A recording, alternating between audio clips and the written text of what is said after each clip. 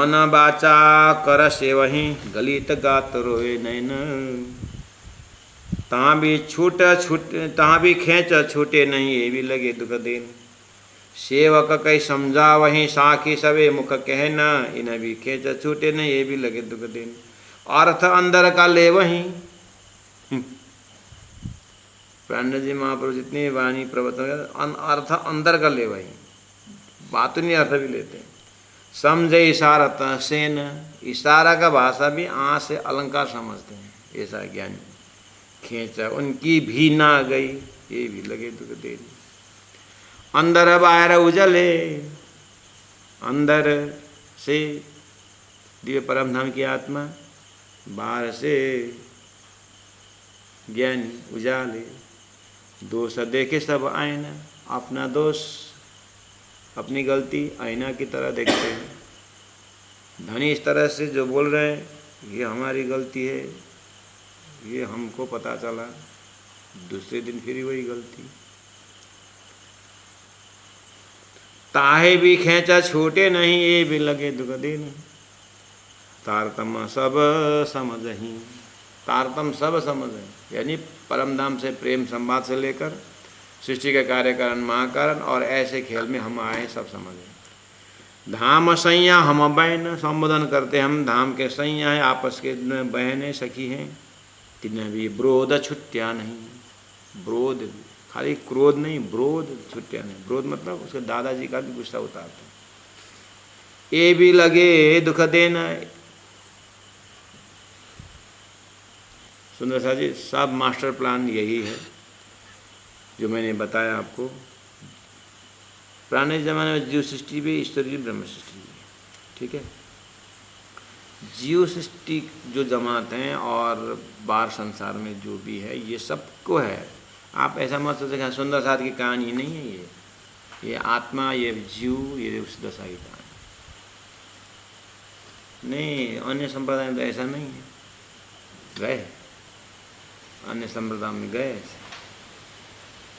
कौन बोलता है कि प्रणामी समाज में ऐसा वैसा नहीं। आपके घर में झगड़ा नहीं होती है आपस में। उस दिन हम आए थे तो घर में लोटा तो पूरा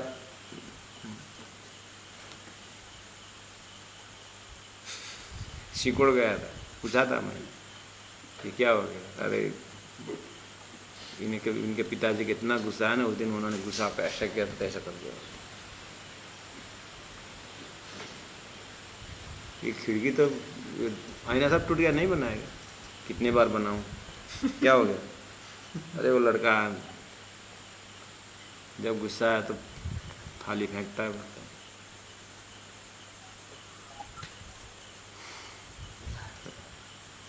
सबके घर में, सबके ऑर्गेनाइजेशन में, इसीलिए सुंदर सास जी सभी ऑर्गेनाइजेशन होते हैं।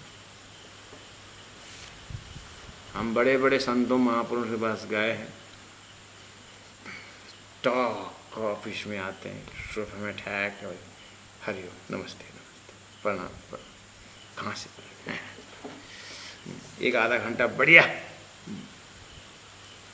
उसके बाद अंदर जब फील्ड में निकलते हैं ना, फिर देखना लेबर को डांटते हैं, मैनेजर को डांटते हैं, ये वो तू वहाँ आज भोजन मत लेना, भिक्षा ग्रहण नहीं करते हैं, ये वो सब चलता है। लोग वो उनको गाली परंपराएं बैठने के लिए एक दूसरे को बंदूक गोली चलाते, दूसरों को अच्छा लगने, लेकिन निंदा मत करना। और उसका मंकी गॉड लैडर जैसा बंदर को सीढ़ी मिले ऐसा भी नहीं,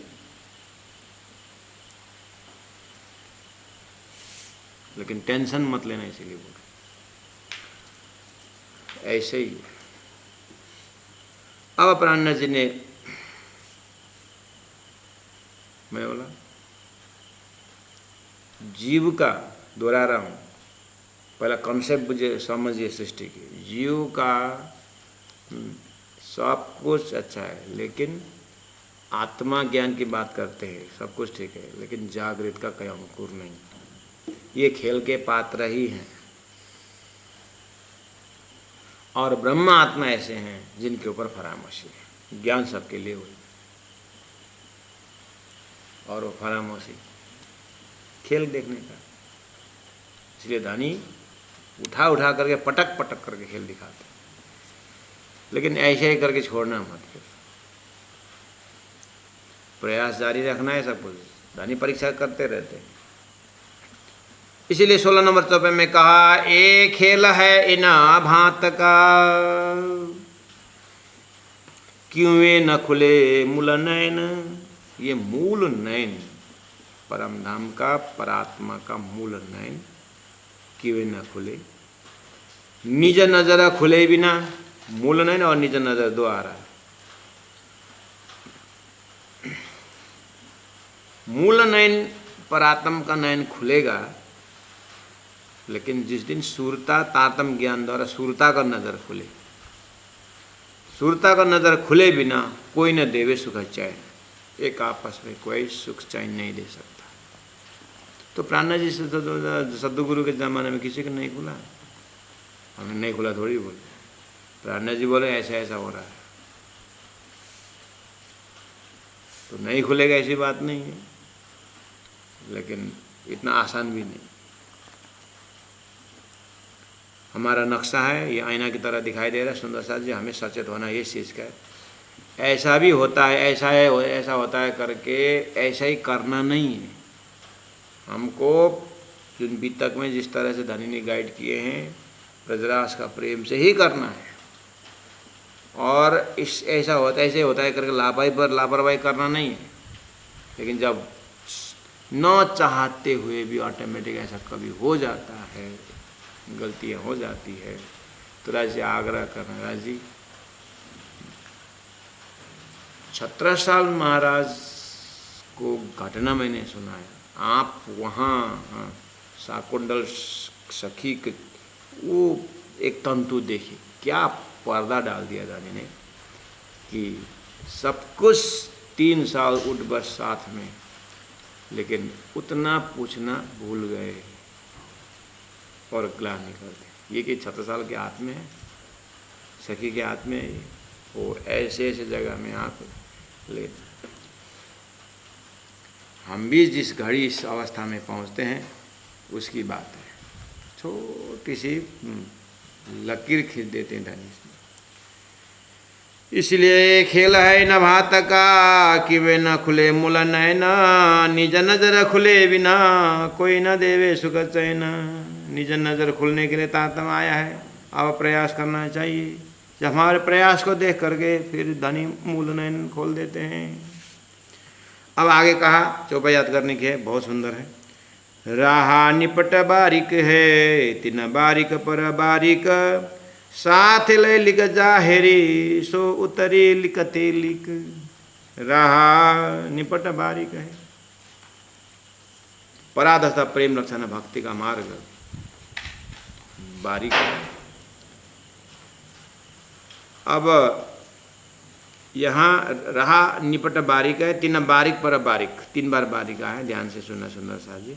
रहा निपट बारीक है, जीव सृष्टि के लिए ये बारीक है।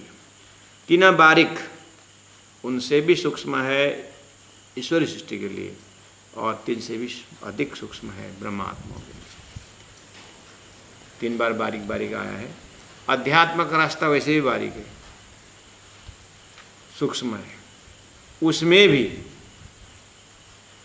भी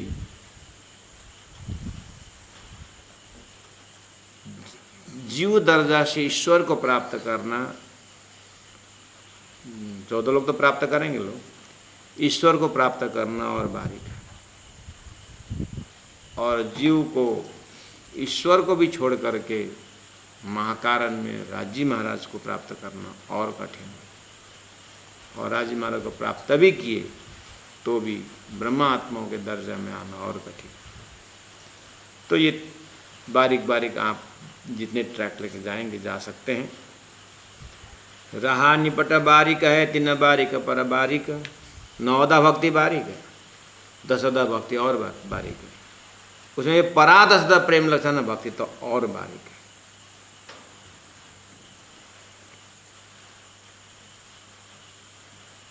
दास भाव सखा भाव बारीक है, इससे भी बारीक है वात्सल्य भाव, और वात्सल्य भाव से बारीक है माधुर्य भाव। ऋग्वेद यजुर्वेद सामवेद सब बारीक है, लेकिन उससे बारीक अथर्ववेद, उससे भी बारीक श्रीमद् भागवत, श्रीमद् भागवत में भी बारीक दशम स्कंद, उससे भी बारीक 35 अध्याय, उससे भी बारीक ब्रज, उससे भी बारीक रास, रास का भी बारीक तारतम्य वाणी से बारीक, उसका भी त्रिधा वेद और बारीक, कार्यकरण महाकरण और बारीक, ये सब बारीक है बहुत सारे। लेकिन रहा बारीक जरूर है, साथ हैं लैली का जाहिरी, लेकिन सुंदर साथ ने हल्का ले लिया, और सो तरीली कतीलिक शुरू में ही जाहिरी हो गए, तो आगे और उतरे लिखते लिख राम तेरी गंगा मई हो गई। यही जगह में गुरु जी दीनदयाल महाराज कहा करते थे, रहा बारीक बारीक आपने समझ गए। साथ हैं लय लिख जाहिरी में गुरु जी दीनदयाल महाराज कहा करते थे, गुरु ने ही तारतम को हल्का समझ लिया तो उसके बाद शिष्य तो और हल्का समझेगा। समझ साथ हैं लय लिख जाहिरी मतलब गुरु ने ही तारतम वाणी को हल्का ले लिया। भागवत में मेहनत करना चाहिए, संस्कृत में है, गीता में मेहनत करना चाहिए, संस्कृत में है। तारतम वाणी क्या है? तारतम वाणी तो हिंदी में है, और सब सीखने की जरूरत नहीं। क्या मतलब का क्या काम, क्या नाम काम, मार्फत का क्या काम करके गुरु ने ही अगर शिष्य को बता दिया तो बस ये परंपरा चलेगा। ऐसे ही हो रहा है।